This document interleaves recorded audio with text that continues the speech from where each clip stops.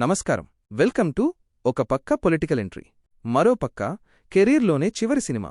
దళపతి విజయ్కి ఈ ఫిబ్రవరి నెల నిజంగానే ఒక అగ్ని పరీక్షలా మారింది. ఫిబ్రవరి మొదట్లోనే విజయ్కి రెండు పెద్ద షాక్లు తగిలాయి. ఒకటి, మద్రాస్ హైకోర్టు నుంచి 11 ఏళ్ల క్రితం నాటి ఒక ఇన్కమ్ ట్యాక్స్ కేసులో విజయ్ ఓడిపోయారు. ఏకంగా 1.5 కోట్ల రూపాయల పెనాల్టీ కట్టాల్సిందే అని కోర్టు తీర్పిచ్చింది. 2, తన చివరి సినిమా జననాయకన్ రిలీజ్పై సస్పెన్స్. కోర్టు కేసుల వల్ల సినిమా ఆగిపోతుందా, లేక కాంప్రమైజ్ అయ్యి రిలీజ్ చేస్తారా? అసలు 2015లో విజయ్ ఇంట్లో జరిగిన ఆ ఐటీ రైడ్లో ఏం దొరికింది? విజయ్ ఎందుకు ఇన్నేళ్లుగా ఆ ఫైన్ కట్టకుండా పోరాడారు? అసలు జననాయకన్ సినిమా ఫిబ్రవరి 20న రిలీజ్ అవుతుందా లేదా? ఈరోజు వీడియోలో ఈ డబుల్ ట్రబుల్ గురించి పిన్ టు పిన్ డీటెయిల్స్ తెలుసుకుందాం. Let's dive in. ముందుగా ఈ ఐటీ కేసు గోల ఏంటో క్లియర్గా చూద్దాం. ఇది ఈ రోజుది కాదు, 2015 నాటిది. Date September 30, 2015. విజయ్ నటించిన పులి సినిమా రిలీజ్కి రెడీగా ఉంది. సరిగ్గా అదే టైంలో ఇన్కమ్ ట్యాక్స్ డిపార్ట్మెంట్ అధికారులు విజయ్ ఇంట్లో మరియు ఆ సినిమా నిర్మాతల ఆఫీసుల్లో ఆకస్మిక దాడులు, రైడ్స్ చేశారు.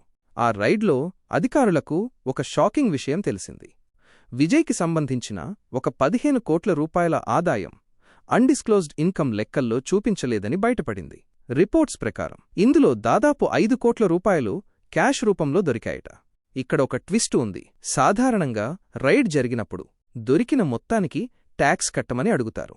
విజయ్ కూడా అదే చేశారు. అవును, ఇది నా ఆదాయమే, దీనికి ట్యాక్స్ కడతాను అని ఒప్పుకున్నారు. ఐటీ డిపార్ట్మెంట్ వాదన వేరేలా ఉంది. మీరు రైడ్ జరిగాక ఒప్పుకున్నారు అంటే ఇది వాలంటరీ డిస్క్లోజర్, స్వచ్ఛందంగా చెప్పడం కాదు. మేం పట్టుకున్నాక ఒప్పుకున్నారు కాబట్టి దీనికి ట్యాక్స్తో పాటు పెనాల్టీ కూడా కట్టాల్సిందే అని డిపార్ట్మెంట్ నోటీసులు ఇచ్చింది. ఆ పెనాల్టీ మొత్తమే 1.5 కోట్ల రూపాయలు. ఇక్కడే అసలు కథ మొదలైంది. 2016 నుండి 17లో ఐటీ డిపార్ట్మెంట్ ఈ పెనాల్టీని కన్ఫర్మ్ చేస్తూ ఆర్డర్ పాస్ చేసింది. కానీ విజయ్ దాన్ని ఒప్పుకోలేదు. 2022లో మద్రాస్ హైకోర్టులో ఒక రిట్ పిటిషన్ వేశారు. విజయ్ తరఫు లాయర్లు కోర్టులో ఏం వాదించారో తెలుసా? వాళ్లు విజయ్ తప్పు చేయలేదు అని చెప్పలేదు.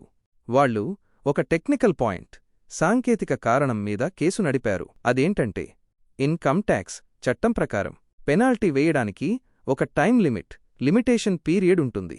డిపార్ట్మెంట్ ఆ టైం దాటిపోయాక నోటీసులిచ్చింది. కాబట్టి ఈ పెనాల్టీ చెల్లదు, టైం బార్డ్ అని వాదించారు. దీనివల్ల కోర్టు ఈ పెనాల్టీ వసూలుపై స్టే ఇచ్చింది. అందుకే ఇన్నేళ్లుగా ఈ విషయం బయటకు రాలేదు. కాని ఫిబ్రవరి 6, 2026న తీర్పు వచ్చింది. జస్టిస్ సెంథిల్ కుమార్ రామమూర్తి గారు విజయ్ వాదనను కొట్టివేశారు. ఐటీ డిపార్ట్మెంట్ కరెక్ట్ టైంలోనే నోటీసులు ఇచ్చింది. చట్టప్రకారం వాళ్లు చేసింది కరెక్టే. కాబట్టి ఆ 1.5 కోట్ల పెనాల్టీని విజయ్ కట్టాల్సిందే అని తీర్పు ఇచ్చారు. ఇప్పుడు చాలామందికి ఒక డౌట్ వస్తుంది. అసలు ఇప్పుడే ఎందుకు ఈ తీర్పు వచ్చింది? విజయ్ టీవీకే పార్టీ పెట్టాక ఇదంతా కుట్రనా? నిజం చెప్పాలంటే ఇది కోర్టు ప్రాసెస్ మాత్రమే. 2022లో విజయ్ వేసిన పిటిషన్ ఇన్నాళ్లు పెండింగ్లో ఉంది. ఇప్పుడు హైకోర్టు పాత కేసులను క్లియర్ చేస్తున్న క్రమంలో దీనికి తీర్పు వచ్చింది. అయితే పొలిటికల్గా చూస్తే మాత్రం ఇది విజయ్కి పెద్ద దెబ్బే.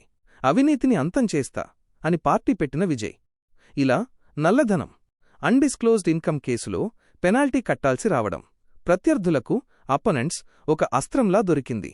ఇక రెండో పెద్ద హెడేక్, జననాయకన్ రిలీజ్. నిజానికి ఈ సినిమా పొంగల్కే రావాలి, కాని సెన్సార్ బోర్డ్ సర్టిఫికేట్ ఇవ్వడానికి నిరాకరించింది. సినిమాలో కొన్ని రాజకీయ, మతపరమైన సీన్స్ ఉన్నాయని అభ్యంతరం చెప్పింది. దీంతో నిర్మాతలు కేవీఎన్ ప్రొడక్షన్స్ కోర్టుకు వెళ్లారు. కాని కోర్టు ప్రాసెస్ లేట్ అవుతుండటంతో ఇప్పుడు ఒక సంచలన నిర్ణయం తీసుకున్నట్లు తెలుస్తోంది. లేటెస్ట్ అప్డేట్ ఏంటంటే నిర్మాతలు కోర్టు కేసును విత్డ్రా చేసుకుంటున్నారట. ఎందుకంటే కోర్టులో పోరాడితే సినిమా రిలీజ్ ఇంకా లేట్ అవుతుంది. అందుకే సెన్సార్ బోర్డ్ చెప్పినట్లుగా కొన్ని సీన్స్ని కట్ చేయడానికి లేదా మ్యూట్ చేయడానికి టీం ఒప్పుకుందట. అంతేకాదు, మిలిటరీ సీన్స్ కోసం ఒక మాజీ ఆర్మీ అధికారితో రివ్యూ చేయించడానికి కూడా ఓకే చెప్పారట. సో ఈ కాంప్రమైజ్ వల్ల సినిమా రిలీజ్కి లైన్ క్లియర్ అయ్యింది.